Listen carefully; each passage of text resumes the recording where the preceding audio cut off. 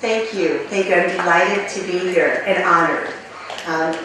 My presentation is going to be up, and while that is happening, I want to extend special thanks to the college for organizing this conference and inviting me to be part of it. To the principal, Dr. Yose, to the convener, Dr. Varsha Anna Curry, who's done such a marvelous job at organizing this conference. Dr. Anna Curry was a visiting Fulbright scholar at Temple University for the year several years ago, and we have maintained contact and talked frequently about international financial reporting issues here in India and also in the U.S. I'm honored to be part of this distinguished dais, which includes Dr. Agarwal, Dr. Rall, and Dr. Garg. Thank you so much. I'll talk with you a little bit today about advances in international financial reporting. I'll talk based on my background and my knowledge in this area, as I was so kindly with my experience as a past president of the International Accounting Section of the American Accounting Association, as a current Vice President of Finance and Administration of the International Association of Accounting Education and Research, and has a co-author of an accounting textbook, the first accounting textbook in intermediate accounting in over 20 years that's been published in the United States, with Pearson as our publisher. What is a distinguishing feature of the textbook and the way the accounting material is presented is its focus on the conceptual framework in accounting and critical thinking in accounting, where students do research in the accounting standards and apply them to real-world issues. And in that, we focus on U.S. GAAP, we're in the U.S., but also fully integrate international financial reporting standards at a very detailed level so the student can understand differences in financial reporting. So I'm very well versed in the international standards and also the global movement towards and for IFRS. I can tell you a little bit about Temple University. You may be familiar with it. It is on the East Coast in Philadelphia, between Washington, D.C. and New York. It is a public state school. It was founded in 1884. We have about 125 undergraduate majors, including those in business and accounting. We have about 37,000 students. So for a U.S. university, this is a large public school.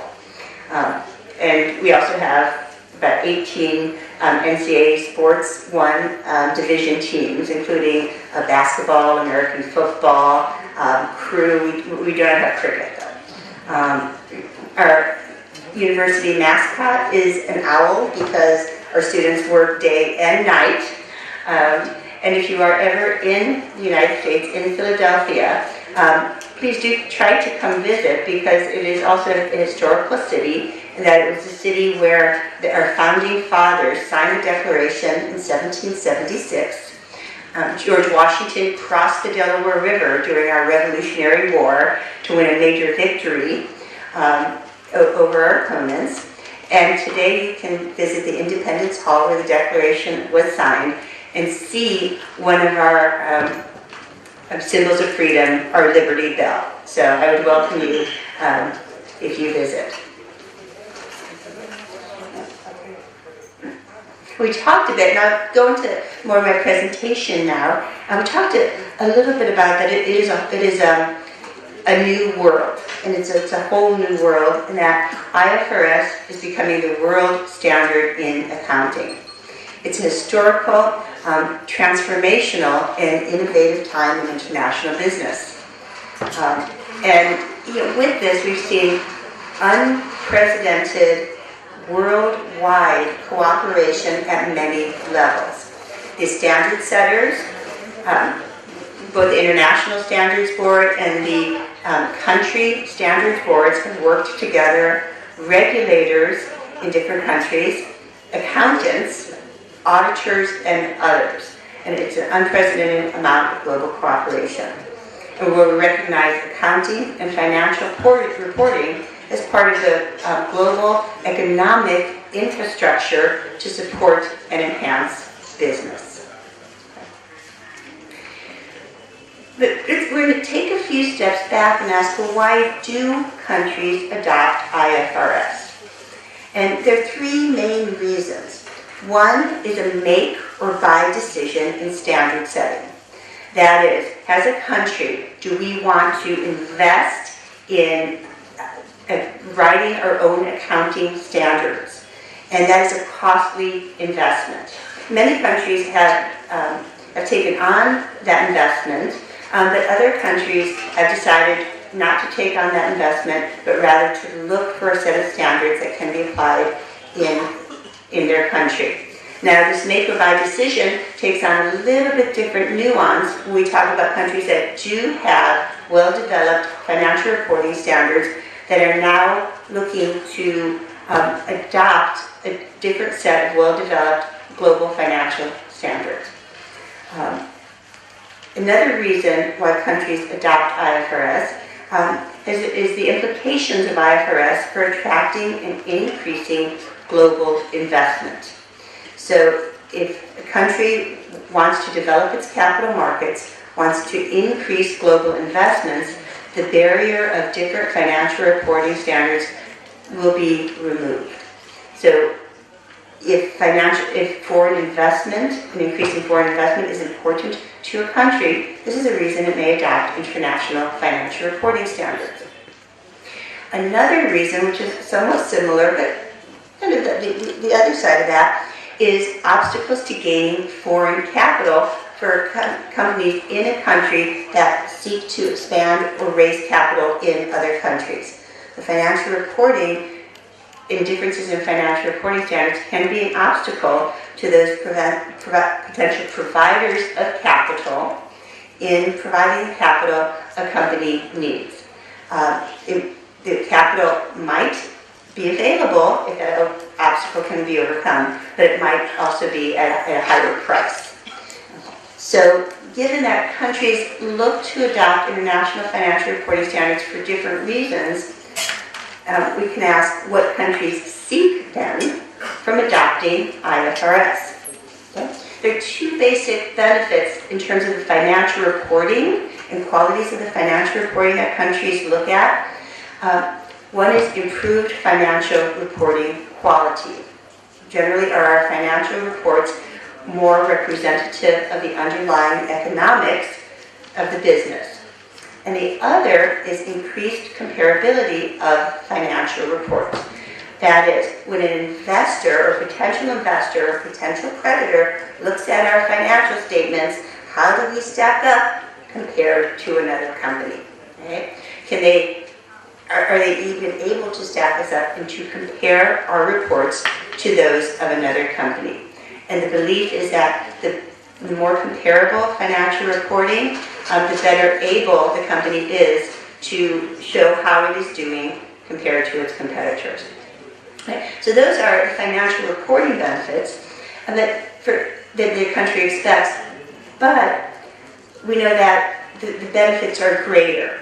There are benefits to capital markets that most countries seek, as well as benefits to the greater society in terms of its economic development. Oh, great. Yes.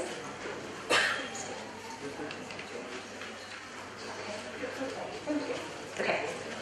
So then, if countries adopt these standards to seek these benefits and hope for expected benefits in the capital markets, why would we expect benefits when IFRS is adopted and used?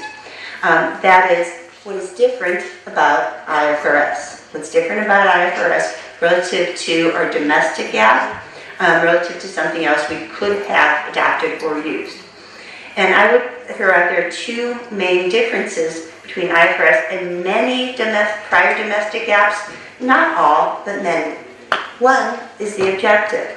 The IFRS objective focuses on economic decision making, okay, to report the underlying economics of a transaction in a way that a financial statement user can better understand the business, the cost of the business, as well as profits of the business.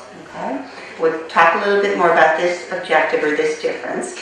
And another is that IFRS is viewed as a principles-based, not rules-based. And I have it depends in parentheses because it depends on what domestic GAAP you are coming from.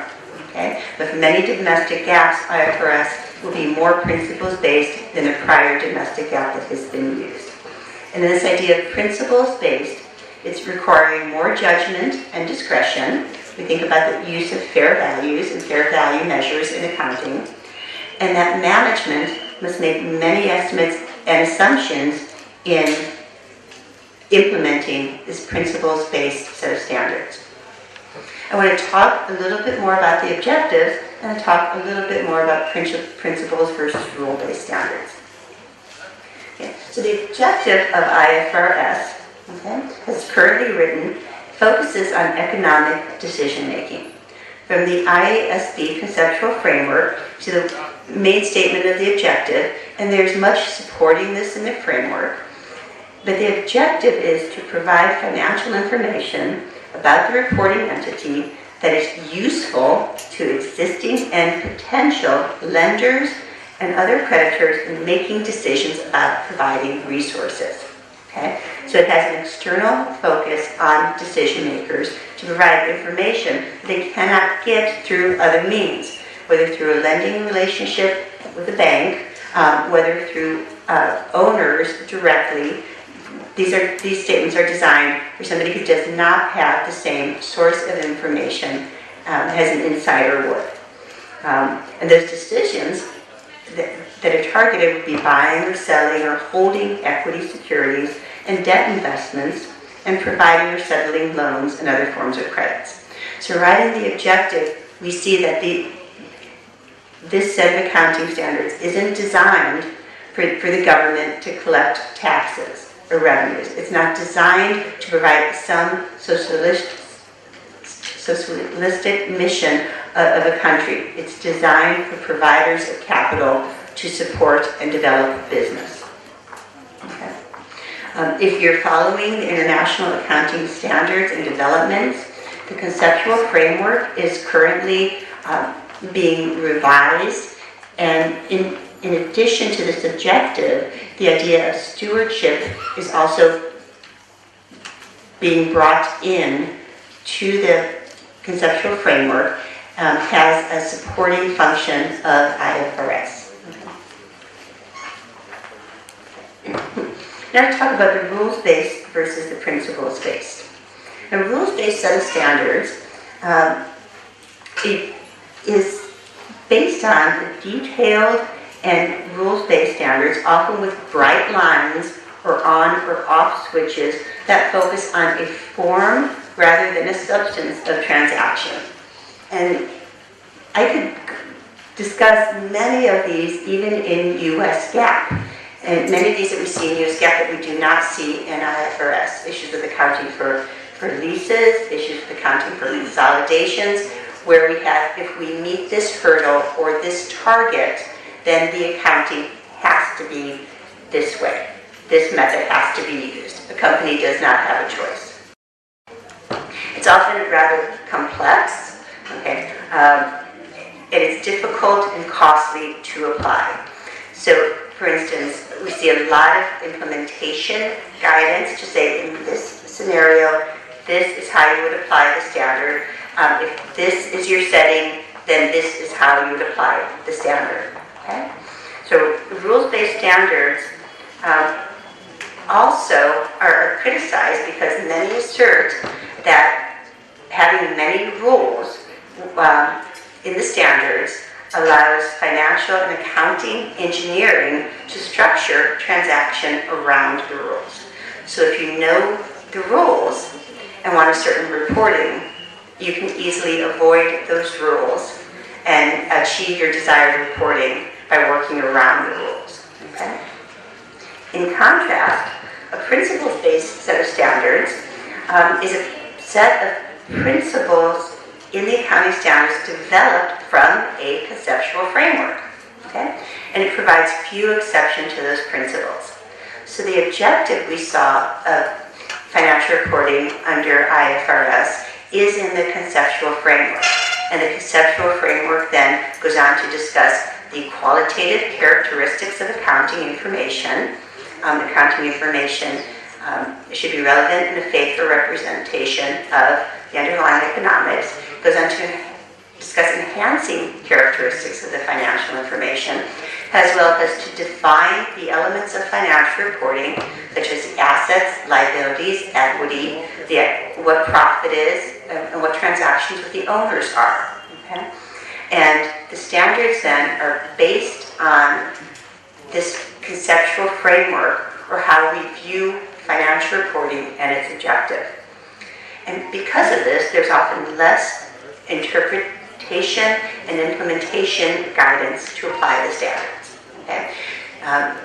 The view is that applying the standards will depend on the events and circumstances for your company, and if you know those and understand those, you can report based on the set of principles in the financial statements. Okay?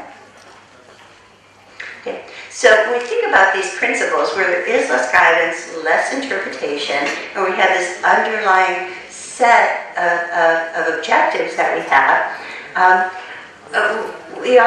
it's often viewed that applying principles-based standards requires judgment. Okay? And the assumption is that more judgment leads to higher quality accounting. And why is this? It's because managers are able to report in a way that reflects the underlying economic. They know the accounting standard, they know the principles on which the accounting standard is written, and then they can apply those to their events and circumstances in their business, and then faithfully represent the underlying economics. However, there is a concern that more judgment also allows more leeway or more flexibility, and is driven by incentives. And what does this mean? Is that managers have incentives to meet earnings goals, to raise capitals, to get their bonuses, to keep their jobs. So they will use the flexibility and judgment allowed in the standard to report in a way where they can meet these objectives and fulfill their incentives. Okay? So there are two sides to judgment. Okay? It provides the ability to report the underlying economics, but in that, managers do have more discretion, and there's some concern about this is a critical piece of IFRS, because in this paragraph, companies are required to disclose all the information about the assumptions, about future and other major sources of estimation uncertainty. So where we are making an estimate, sometimes the range of estimates might be very tight, sometimes the range of estimates can be very broad. Okay? And where there is that uncertainty, managers are required to tell financial statement users that these are the areas where there is uncertainty, and where we've done our best to report the underlying economics, but even our best might be different than the actual outcome. And this is an area that, as an investor, you want to take a closer look at. And these areas are those areas, this is in blue, that have significant risk. Oops. Sorry. Yeah, okay. Sorry, there we are. That have significant risk of resulting in material adjustments. Okay? And a material adjustment is defined as one that would change the views or change the decision making of a financial statement user. Okay? And these adjustments would be to the carrying amounts of the assets and liabilities within the next year. And managers have to discuss their nature and those carrying amounts that the managers estimate. Okay? Now, many companies adopted IFRS in 2005. Many of the European Union companies and Australia and several countries have followed after. Canada in 2011, Taiwan in 2013, among others. There's a group of researchers PhD student who I was involved with in Sweden who looked at these disclosures where there is estimation, uncertainty, and significant judgment required. And she looked at these in a sample of 25 European Union companies and coded them by what accounting area the managers are disclosing there as judgment. And here is a bar graph where you can see most companies disclose that there's estimation, uncertainty, and judgment used in accounting for goodwill. Over 40% of companies say this is a big area where we use our judgment and make estimates and assumptions. Okay? And that would be in the establishment of the goodwill at the time of an acquisition, as well as deciding or determining if goodwill is impaired subsequently.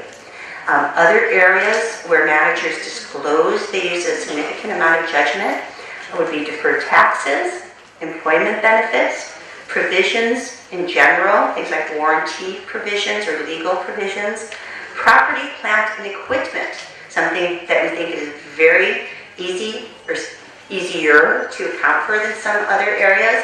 Well, we know, though, there are a lot of assumptions that go into useful lives, salvage values, depreciation methods used, as well as the impairment of plant and equipment. So even an area that it seems to be simpler in some ways to account for, managers use a lot of discretion. They make assumptions and estimates. So when you think about this, these are some of the areas we might focus on more in terms of understanding what the reporting of these areas are, and in terms of, in the classroom, what we would do with our teaching for these areas where these estimates and this judgment is involved. Okay? Let me tell you a little bit more about what the researchers did with this. Okay? They developed a disclosure index searching for keywords in the financial statements, things like estimate, judgment, uncertainty. And they asked, well then, does earnings quality vary between firms that report a high amount of judgment, that show high on this index, where they're reporting a lot